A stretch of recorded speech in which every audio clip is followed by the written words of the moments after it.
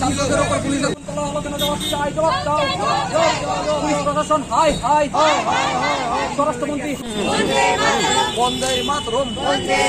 পর্ষদের দুর্নীতি ঘোটালা হচ্ছে কেন? শিক্ষামন্ত্রী জবাব চাই, জবাব দাও।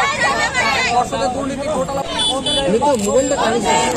প্রদেশ এনে টোয়াইস না বন্দে।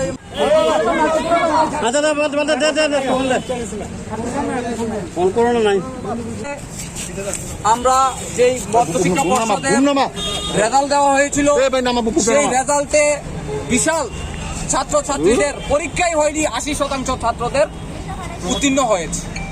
যেই জায়গায় আমরা দেখলাম সিবিএসইতে 99%, 37% পাস করা হয়েছে, সেই জায়গায় আমরা এখানে দেখলাম যে 80% ছাত্রদের পাস করা হয়েছে। তাই গতকালকে আপনারা দেখেছেন যে আমি এখানে বলেছি তেলিয়ামুড়ায় আন্দোলন হচ্ছে এবং আজকে সাংবাদিক সম্মেলন করার কথা ছিল। আমরা সাংবাদিক সম্মেলনটা এখানেই করছি। একদিক দিয়ে বৃষ্টি হচ্ছে, আপনারা জানেন এই বৃষ্টির মধ্যে ছাত্রদের সাথে আমরা আন্দোলন করছি এবং আজকে থেকে আন্দোলন শুরু হয়ে গেছে রাজ্যে।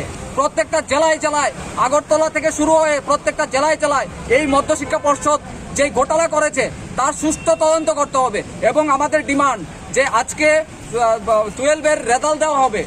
গতকালকে রেজাল্ট দেওয়ার কথা ছিল 31শে জুলাইয়ের মধ্যে, সকল এই সুপ্রিম কোর্ট বলেছে 31শে জুলাইয়ের মধ্যে রেজাল্ট দেওয়ার কথা, কিন্তু টোটালি ব্যর্থ এই রাজ্যের শিক্ষামন্ত্রী এবং মধ্যশিক্ষা পর্ষদ।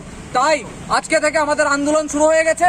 আমরা আজকে থেকে এখান থেকে আমাদের ডিক্লেয়ার হয়েছে, আমরা আগামীকাল সারা রাজ্যে আজকে থেকে আন্দোলন সারা রাজ্যের মধ্যে আমরা করতে যাচ্ছি। এই হলো আমাদের বক্তব্য।